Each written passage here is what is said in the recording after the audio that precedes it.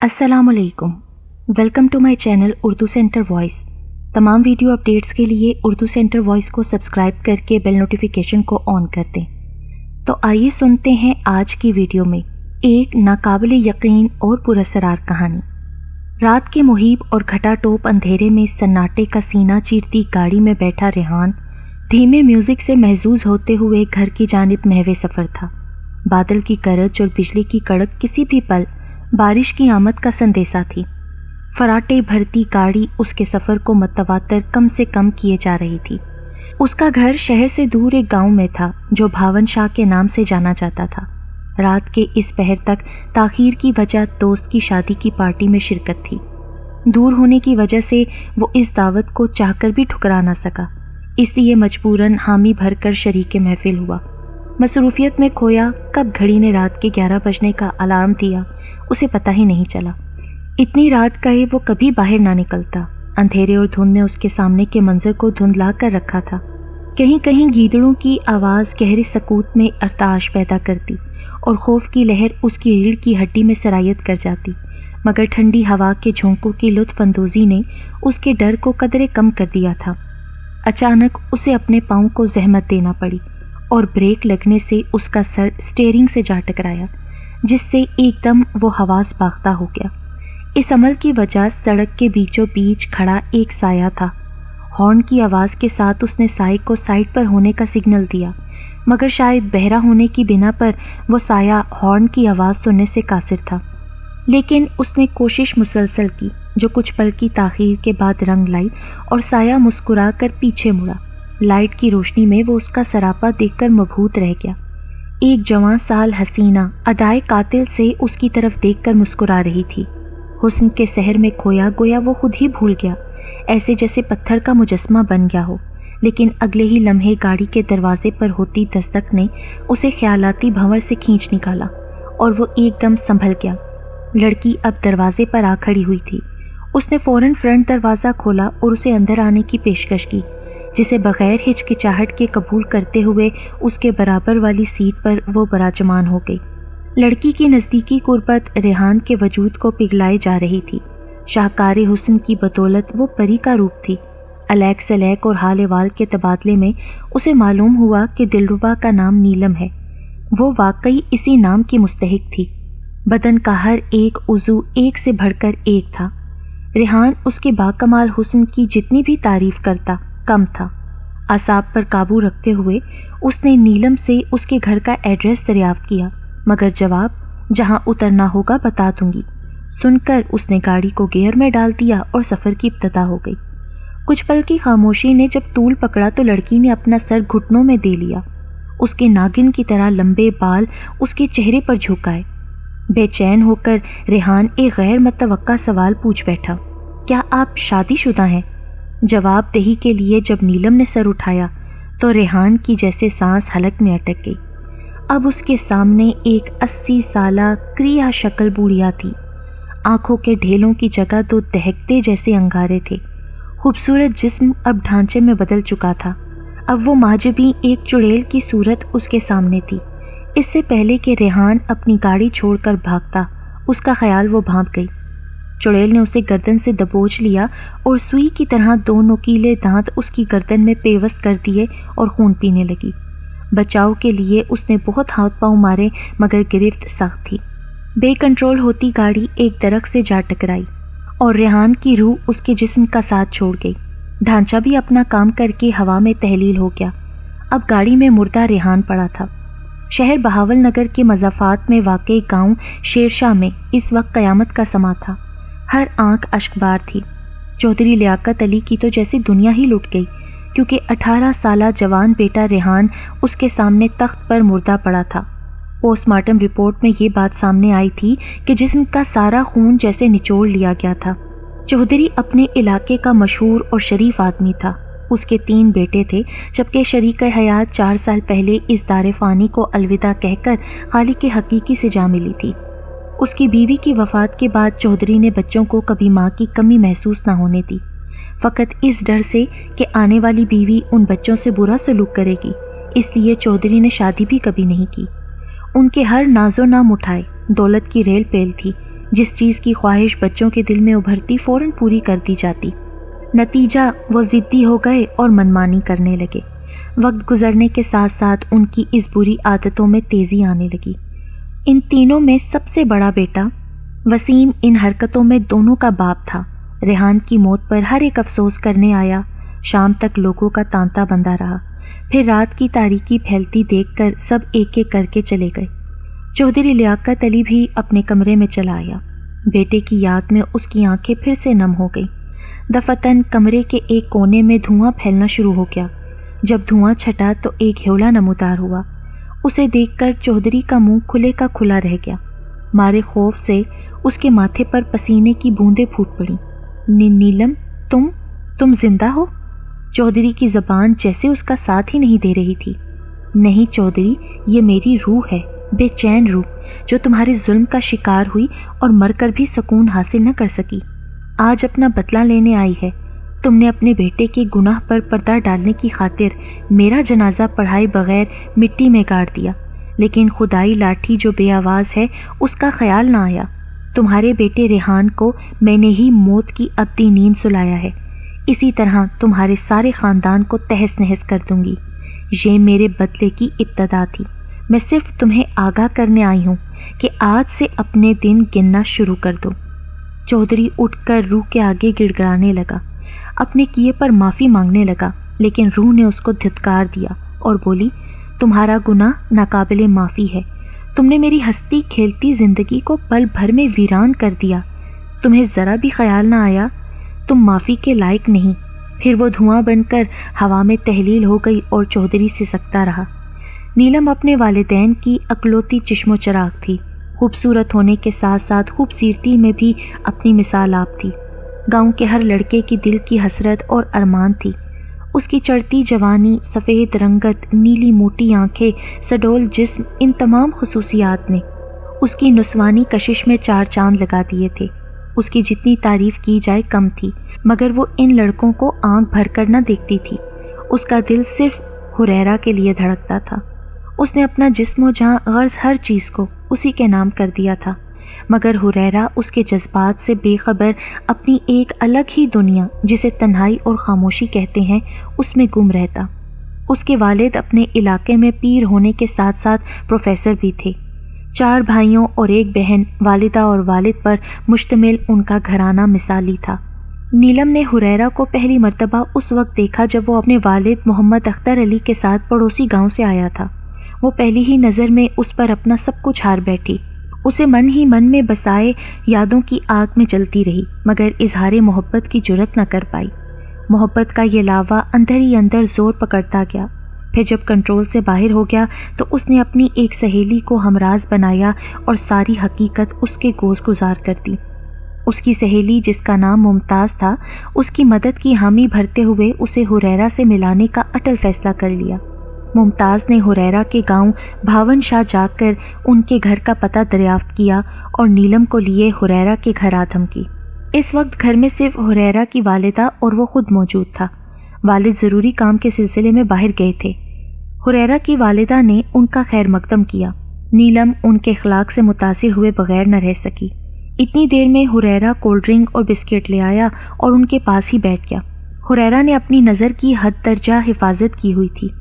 اس وقت بھی وہ زمین کو ہی تکے جا رہا تھا۔ اس کی کمال سادگی اور شرافت نیلم کے دل کو چھو گئی۔ وہ اس سے پیار تو پہلے بھی کرتی تھی، اب اس کی چاہت اور بڑھ گئی۔ چاہت دیوانگی کی حدوں تک جا پہنچی۔ نیلم کا مقصد پورا ہو چکا تھا، کیونکہ وہ صرف اپنے پیار کو دیکھنے ہی آئی تھی۔ پھر وہ اٹھی۔ آنٹی، ہمیں دیر ہو رہی ہے، لہٰذا چلنا پڑے گا، ہم پھر آئیں گے۔ ہریرہ کو بھی اب تک محسوس ہو گیا کہ یہ لڑکی اس میں دلچسپی رکھتی ہے، کیونکہ نیلم کا انداز ہی کچھ ایسا تھا۔ شام کو جب پیر اختر علی ہریرہ کے والد گھر لوٹے تو ان کی بیگم نے ان لڑکیوں کے متعلق بھی بتا دیا، تو وہ بولے، کل میں نے انہی کے گھر جانا ہے، وہاں جا کر دریافت کر لوں گا۔ پیر صاحب اپنے علاقے کے تمام معاملات اور مسائل کو بخوبی حل کرتے تھے۔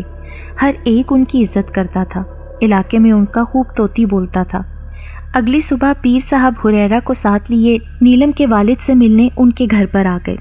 ہریرہ چونکہ پیر صاحب کا بڑا بیٹا تھا، اس لیے وہ اسے ہر وقت اپنے ساتھ رکھتے تھے تاکہ سارے معاملات کو وہ بخوبی سمجھ سکے۔ نیلم کے والد محمد اکرم نے ان کا خوب خیر مقدم کیا، وہ تو ان کا مرید تھا۔ پیر اختر علی نے نیلم کے والد اکرم سے ضروری باتیں کیں، پھر واپسی کے لیے تیار ہو گئے تو اکرم نے انہیں زبردستی روکتے ہوئے کہا، آپ کے لیے کھانا تیار ہو رہا ہے، برائے مہربانی کھا کر جائیں، میری بیٹی نیلم نے اپنے ہاتھوں سے بنایا ہے۔ حریرہ کو اب اس کا نام معلوم ہوا۔ نیلم اس وقت پاس ہی مؤدب کھڑی تھی۔ پہلی بار حریرہ نے نیلم کے سراپے کا جائزہ لیا تو واقعی نام کی طرح اسے نیلم پایا۔ کچھ ہی دیر بعد دسترخوان بچھا دیا گیا۔ کھانا پرتکلف تھا، سب نے سیر ہو کر کھایا۔ حریرہ بھی تعریفوں کے پل باندھنے لگ پڑا کہ کھانا لاجواب تھا۔ اس وقت نیلم کی سرشاری دیکھنے کے قابل تھی۔ حریرہ اس میں انٹرسٹڈ ہونے لگا۔ ان کی محبت کی گاڑی اب پٹری پر آ چکی تھی، مگر انہوں نے ایسا کوئی قدم نہ اٹھایا جس سے ان کو ندامت کا سامنا کرنا پڑے۔ ان کی محبت بہت پاکیزہ تھی۔ چودھری لیاقت کا وسیم سب سے بڑا بیٹا تھا۔ ناز و نام نے اس کی عادت بگاڑ دی تھی۔ وہ عیاش طبیعت کا مالک تھا، خوبصورت لڑکیاں اس کی کمزوری تھیں۔ گاؤں والے صرف اس کے والد کا لحاظ کرتے ہوئے اس کی غلطیوں کو معاف کر دیتے تھے۔ اسی لحاظ سے اس کی ہمت کو مزید بڑھا دیا گیا۔ وہ اپنے باپ کے نام کا خوب فائدہ اٹھاتا۔ ہر روز کوئی نہ کوئی شکایت چودھری لیاقت علی کے کانوں تک پہنچتی کہ وسیم نے آج فلاں کام کیا، فلاں کی لڑکی کو چھیڑا، اس کا باپ تنگ آ گیا، اس نے اپنے بیٹے کو راہ راست پر لانے کی ہر ممکن کوشش کی کہ علاقے میں ہماری عزت ہے، ایک مقام اور مرتبہ ہے، کیوں اس کو رسوا کرنے پر تلے ہوئے ہو؟ مگر ان باتوں اور نصیحتوں سے اس کے کانوں پر جوں تنگ نہ رینگی۔ وہ اپنی عیاشی میں مزید آگے ہی آگے بڑھتا گیا۔ اس نے جب نیلم کو دیکھا اسے اپنے بستر کی زینت بنانے کی تگودوں میں لگ گیا۔ وہ بیچاری اس کی شیطانی سوچ سے بالکل بے خبر تھی کہ اس پر کیا قیامت گزرنے والی ہے۔ وہ منحوس اندھیروں کی لپیٹ میں تھی، ہاتھ کو ہاتھ سجھائی نہ دے رہا تھا۔ آسمان پر بادلوں کی ستاروں سے آنکھ مچولی جاری تھی۔ ایسے میں دو سائے ایک لڑکی کو اٹھائے چودھری لیاقت علی کی حویلی کی جانب پیش قدمی کر رہے تھے۔ وہ لڑکی شاید بے ہوش تھی، اس لیے اٹھانے والوں کے بازوؤں میں جھول رہی تھی۔ دونوں سائے حویلی کا اگبی گیٹ پار کر کے اس حصے کی جانب چلنے لگے جہاں کباڑ اور زمیندار کا دوسرا سامان موجود تھا۔ آخر وہ ایک کمرے میں پہنچ گئے جہاں وسیم پہلے ہی ان کا منتظر تھا۔ انہیں کامیاب لوٹتا دیکھ کر اس کے چہرے پر شیطانی مسکراہٹ نے ڈیرے ڈال دیے۔ اس نے جیب میں ہاتھ ڈال کر ہزار ہزار کے نوٹوں کی بڑی گڈی نکالی اور ان دونوں کی طرف پھینک دی، جنہیں پا کر وہ خوشی سے نہال ہو گئے۔ وسیم نے انہیں اشارہ کیا تو وہ لڑکی کو بستر پر لٹا کر فوراً رفو چکر ہو گئے۔ نیلم کی آنکھ کھلنے پر خود کو اجنبی ماحول میں اس نے پایا تو گھبرا کر اٹھنا چاہا، مگر خود کو بندھا دیکھ کر وہ خوفزدہ ہو گئی۔ اس کے سر میں مارے درد کے ٹیسے اٹھ رہی تھیں۔ اسے یاد آیا کہ جب وہ اپنے گھر سے نکلی تھی، دو نقاب پوشوں نے اس کو نہ جانے کیا سنگھایا کہ وہ ہوش کی دنیا سے بیگانی ہوتی چلی گئی، اور اب جب اسے ہوش آیا تو وہ یہاں تھی۔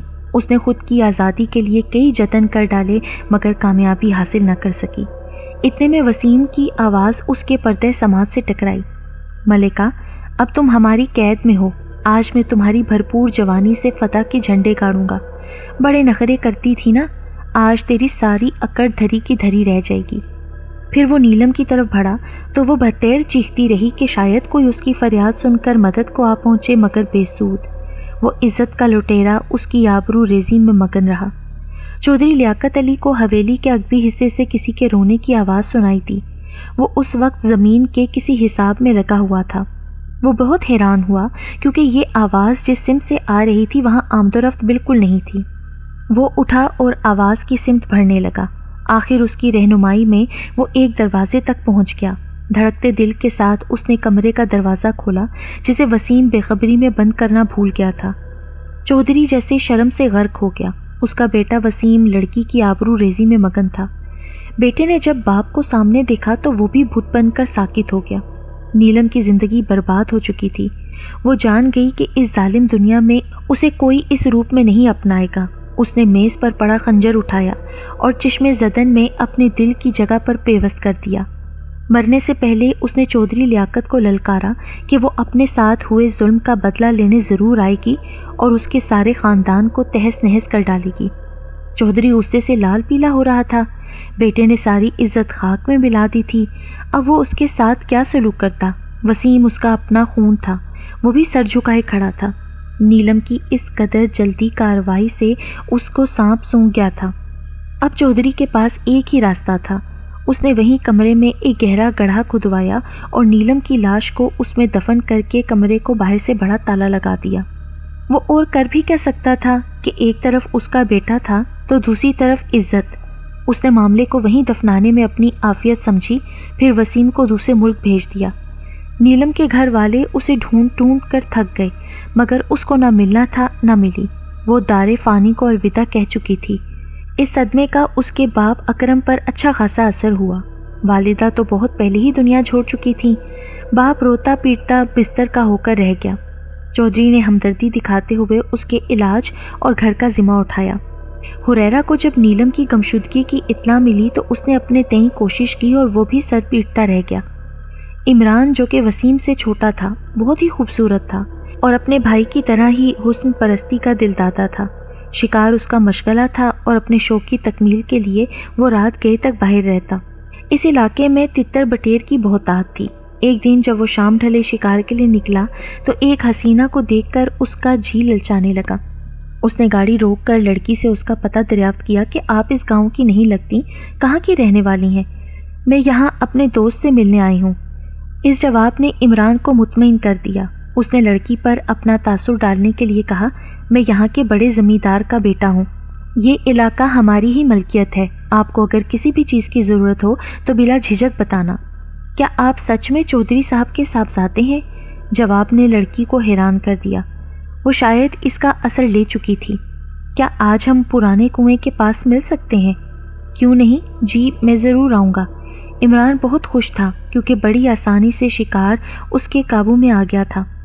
وہ رات کے لیے لاہے عمل تیار کرنے لگا۔ کہتے ہیں نا، وقت کسی کے روکے نہیں رکتا، اور رات سر پر آ گئی۔ وہ مقررہ وقت سے پہلے وہاں پہنچا تو حسینہ کو دیکھ کر اور بھی خوش ہو گیا۔ وہ آگے بڑھ کر اس کے قریب ہو گیا۔ باتوں باتوں میں اس نے اس سے چھیڑ چھاڑ کی، مگر لڑکی جیسے خود کو اس کے سپرد کر دینے پر آمادہ کر کے آئی تھی، اس لیے چھیڑخانی سے خاموش رہی۔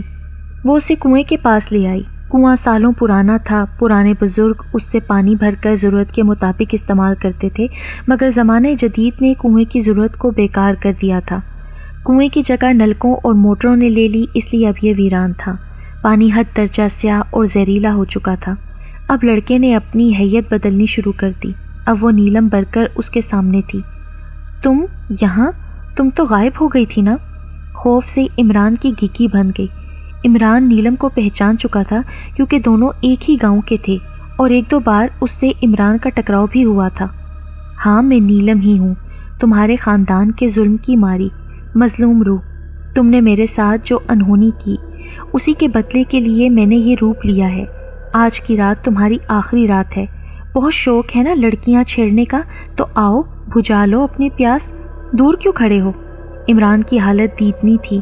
زمین نے جیسے اس کے پاؤں پکڑ لیے، اس لیے وہ بھاگنے سے بھی قاصر رہا۔ نیلم نے اس کے ساتھ وہی سلوک کیا جو اس کے بھائی ریحان کا ہوا تھا۔ ایک جھٹکے سے اس کی گردن کی ہڈی توڑ دی اور پھر اسے کنویں کی نظر کر دیا۔ صبح اس کی پھولی ہوئی لاش لوگوں کو ملی جو اسے ڈھونڈتے ہوئے وہاں پہنچے تھے۔ ہر کوئی اس کا حشر دیکھ کر کانوں کو ہاتھ لگاتا تھا۔ چودھری تو جیتے جی مر گیا۔ اس کے دو بیٹے موت کی آغوش میں جا سوئے تھے۔ لوگوں میں ہر ایک کی موت کے بارے میں مختلف قیاسرائیاں تھیں۔ کوئی کہتا کہ شکار کھیلنے آیا ہوگا، پھر انجانے میں پاؤں پھسلنے سے مر گیا، تو کوئی کہتا یہ تو جن بھوتوں کا چکر لگتا ہے۔ غرض جتنے منہ اتنی باتیں، لیکن وجہ صرف چودھری لیاقت کو ہی معلوم تھی۔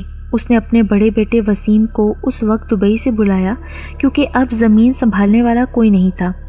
حالات معمول پر آنے لگے، سب اس بات کو بھول گئے، لیکن چودھری پر خطرات جیسے منڈلا رہے تھے۔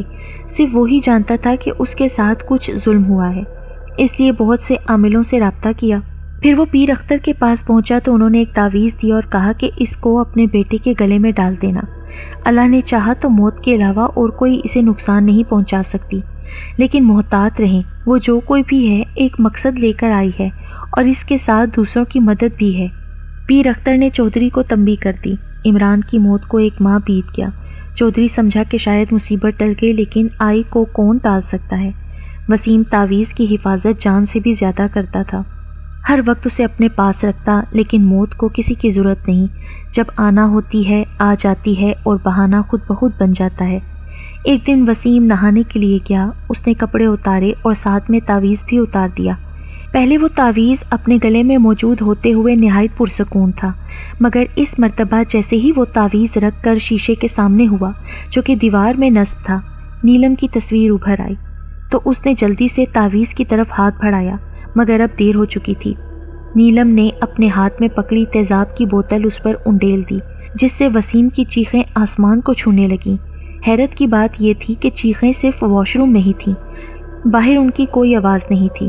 وسیم کا جسم جھلسنے لگا، کھال اور گوشت گل کر علیحدہ ہونا شروع ہو گیا، اس کا چہرہ عجیب طرح کا ہو چکا تھا۔ نیلم کا غصہ اب بھی ٹھنڈا نہیں ہوا تھا، اس لیے اس کی گردن توڑ دی۔ چودھری لیاقت علی اس وقت حویلی میں موجود نہیں تھا، وہ کسی کام سے شہر سے باہر گیا ہوا تھا اور نوکر بھی اپنے اپنے کام میں مصروف تھے۔ کسی کو کانوں کان خبر نہ ہوئی کہ اندر ان کے مالک کا کیا حشر ہو رہا ہے۔ اس پر اتنا تیزاب ڈالا گیا کہ اس کے جسم کا سارا گوشت الگ ہو چکا تھا، مگر اس کے سر اور چہرے پر نیلم نے تیزاب نہیں ڈالا تھا۔ اس کی لاش اس قدر مسخ ہو چکی تھی کہ دیکھنے والوں پر کپ کپی طاری ہو جاتی۔ وہ توبہ توبہ کرتے ہوئے اپنی جگہ سے فوراً ہٹ جاتے۔ نیلم نے اپنی موت کا بدلہ لے لیا تھا، اور بدلہ بھی خوفناک طریقے سے۔ اس کے چہرے پل پر بھل کے لیے مسکراہٹ ابھری۔ نیلم کی روح اب جا چکی تھی۔ چودھری کی حالت بہت غیر تھی، اس پر غشی کے دورے پڑنے لگے، کیونکہ اس کی دنیا اجڑ چکی تھی۔ گاؤں والوں کی زبانی جب وسیم کی موت کا علم پیر اختر علی کو ہوا تو انہوں نے نیلم کی روح کو حاضر کیا اور اس سے حقیقت معلوم کی، تو اس نے ساری حقیقت منوان سنا ڈالی، جسے سن کر پیر اختر علی بہت افسردہ ہوئے۔ پھر وہ گویا ہوئے، اب تم کیا چاہتی ہو؟ تو نیلم کی روح بولی، میں نے اپنے اوپر ہونے والے ظلم کا بدلہ لے لیا۔ اب چودھری لیاقت زندہ ہے، میں اسے نہیں ماروں گی، بلکہ اسے لوگوں کے لیے عبرت بنا دوں گی۔ آپ سے میری ایک گزارش ہے کہ آپ اسے ایک بیٹی کی التجا سمجھ لیں۔ نہیں بیٹا، ایسی کوئی بات نہیں ہے، مجھے بتاؤ، پیر اختر علی نے پوچھا۔ میرا اس دنیا سے دل بھر گیا ہے، اب میں واپس جانا چاہتی ہوں۔ حویلی کے فلاں کمرے میں میری بدنصیب لاش پڑی ہے، آپ اسے نکال کر شریعت کے مطابق دفن کر دیں، تب میری بے چین روح کو قرار آ جائے گا۔ پیر صاحب نے اس سے وعدہ کیا کہ وہ اس کی خواہش کو ضرور پورا کریں گے۔ اگلی صبح مزدور لگا کر مطلوبہ جگہ کو کھودا گیا تو ایک ڈھانچہ برآمد ہوا جو یقیناً نیلم کا تھا۔ گاؤں والوں کو جب چودھری کی خباثت اور کرتوت کا علم ہوا تو وہ اس پر لعنت بھیجنے لگے۔ اب وہ واقعی لوگوں کے لیے عبرت بن گیا تھا۔ پنجر نکال کر اسے غسل دیا گیا اور پھر شریعت کے مطابق نماز جنازے کے بعد قبر کے سپرد کر دیا گیا۔ ہر کوئی اشک بار تھا۔ نیلم کا والد محمد اکرم ایک بار پھر تنہا رہ گیا تھا۔ رات کو حریرہ اپنے کمرے میں سویا ہوا تھا کہ اس کا کمرہ مہکنے لگا۔ وہ اٹھ بیٹھا، اس کو اپنی آنکھوں پر یقین نہ آیا۔ اس کے سامنے نیلم کھڑی تھی، سفید کپڑوں میں ملبوس، اس کے چہرے پر مسکراہٹ تھی اور ایک سکون تھا۔ اس نے حریرہ کو بھی داستان سنائی اور کہا، اب میں نے اپنا بدلہ پورا کر لیا ہے، مگر میری ایک خواہش ہے، کیا تم میری یہ خواہش پوری کرو گے؟ تم میری خواہش پوری کر دو تو میں تمہاری احسان مند رہوں گی۔ نیلم، تم تو ایک خواہش کی بات کرتی ہو، تم کہو تو میں تمہاری ہزاروں بلکہ لاکھوں خواہشیں پوری کر دوں گا، تم حکم تو کرو۔ یہ سن کر نیلم بولی، میری خوشی کی خاطر جتنی جلدی ہو سکے تم شادی کر لو، یہ میری آخری خواہش ہے۔ اور یہ بول کر وہ مسکراتے ہوئے حریرہ کو ٹکر ٹکر دیکھنے لگی اور بولی، اب تم انکار نہ کرنا میری خوشی کے لیے۔ یہ سن کر حریرہ بولا، ٹھیک ہے، میں تمہاری خواہش پوری کروں گا، اب تو خوش ہو نا؟ پھر نیلم بولی، تم نے میری بات رکھ لی۔ اور یہ بول کر وہ مسکراتی ہوئی ہوا میں تحلیل ہو کر نظروں سے اوجھل ہو گئی اور حریرہ اس کے خیالوں میں ہی گم ہو گیا۔